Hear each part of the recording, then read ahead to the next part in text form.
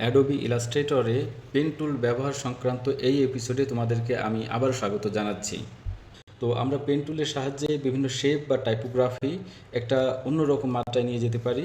তো চলো আমরা দেখি কিভাবে আমরা পেন টুলের ব্যবহার করতে পারি। তো প্রথমেই আমি এই শেপটাকে আমি টাইপোগ্রাফি গ্রাফিক ডিজাইন আনলিমিটেড আমি এটাকে লক করে নিলাম। পেন টুলের সাহায্যে কত সহজে আমি এটাকে ক্রিয়েট করতে পারি সেটা তোমাদেরকে দেখাবো।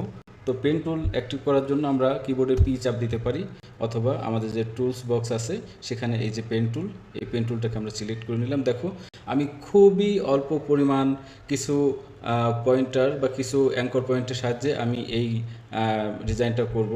তো একেবারেই আমরা দেখো খুবই রাফলি কয়েকটা পয়েন্ট আমি অ্যাড করছি, তোমরা দেখতে পারো একেবারেই কতগুলো রাফ পয়েন্ট। আচ্ছা, আমাদের ফিল কালার দেওয়া রয়েছে, আমরা ফিল কালারটাকে নাল করে দিই, নান করে দিই, দিয়ে আমরা স্ট্রোক কালার দিই। আচ্ছা, আমাদের এখানে ছিল লাস্ট, তো এখানে আমরা শিফট চেপে ধরে এটাকে আমরা করি, তাহলে আমাদের মোটামুটি সোজা হবে। দেখো এগুলো আসলে আমি তোমাদেরকে আবারও বলি, কয়েকটা পয়েন্ট মাত্র যোগ করে আমরা এটাকে করতে পারি। দেখো এই আমাদের ধরো হয়ে গেল।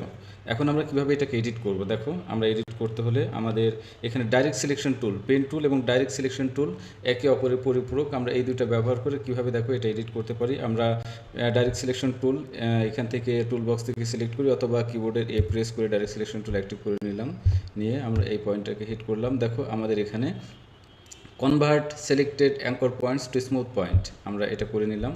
দেখো এটা আমরা এখন এখানে এই হ্যান্ডেলটা কে অ্যাডজাস্ট করে আমরা কিভাবে ভেরি ফাইনলি এই স্ট্রাকচারটা করতে পারি।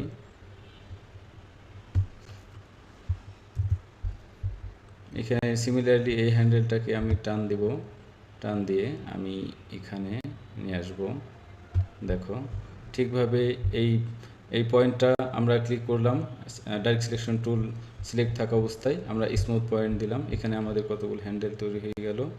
দেখো আমরাও ঠিক এই হ্যান্ডেলটা অ্যাডজাস্ট করব, অ্যাডজাস্টের মাধ্যমে আমরা দেখো এখানে এই করলাম। এখন এই পয়েন্টটাকে আমাদের আরও এদিকে ডাউন করে দিতে হবে।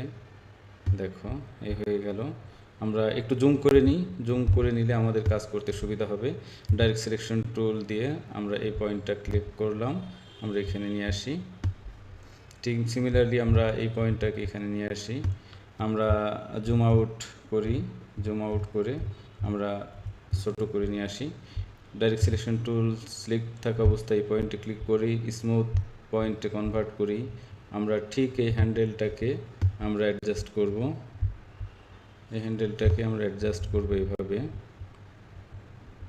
এখানে আমাদের মনে হয় আরেকটা পয়েন্ট অ্যাড করা ঠিক হবে, তাহলে আমাদের আরও প্রয়োজনে আমরা কিন্তু পয়েন্ট অ্যাড করতে পারি। যেমন আমরা যদি প্লাস ক্লিক করি, পেন টুল থাকা অবস্থায় প্লাস সাইন, তাহলে দেখো এই যে আমাদের অ্যাড অ্যাঙ্কর পয়েন্ট আসছে, অ্যাড অ্যাঙ্কর পয়েন্ট টুল।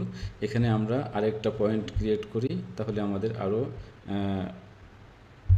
কাজ করতে কন্ট্রোল নিয়ে আসা যাবে, কন্ট্রোল হবে কাজের।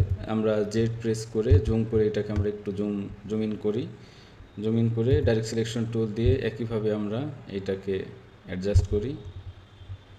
দেখো এটাকে করলাম, অ্যাডজাস্ট করলাম, এটাকেও আমরা এখানে নিয়ে আসি, আমরা জুম আউট করি, জুম আউট করে এই পয়েন্টটাতে আমরা ক্লিক করে আমরা এটাকে একটু অ্যাডজাস্ট করি। আচ্ছা, এটা আমরা এই হ্যান্ডেলটাকে একটু অ্যাডজাস্ট করার মাধ্যমে আমরা এটাকে পারফেকশন নিয়ে আসতে পারি, পারফেকশন করতে পারি। আমরা এই হ্যান্ডেলটাকে একটু নামাই দিয়ে আমাদের এই পারফেকশনটা নিয়ে আসতে পারি। সিমিলারলি আমরা এখানে আরও সুন্দর করে, তো দেখো আমরা এখন যদি সিলেকশন টুল দিয়ে এই শেপ যেটা আমরা পেন টুল দিয়ে ক্রিয়েট করলাম সেটা আমরা যদি আলাদা জায়গায় ড্র্যাগ করি, দিয়ে এটাকে যদি আমি ব্ল্যাক কালারের ফিল দিই, ব্ল্যাক কালারের ফিল দিই, দেখো কত সহজেই আমার শেপটা কিন্তু পেন টুলের সাহায্যে আমি করে ফেললাম। ঠিক একইভাবে তোমরা যে কোনো প্রকার শেপ এরকম মাত্র কয়েকটা পয়েন্ট ক্রিয়েট করে তোমরা কিন্তু পেন টুলের সাহায্যে এবং ডাইরেক্ট সিলেকশন টুল ইউজ করে তোমরা যে কোনো ধরনের শেপ বা টাইপোগ্রাফি তোমরা কিন্তু করতে পারো এই ধরনের।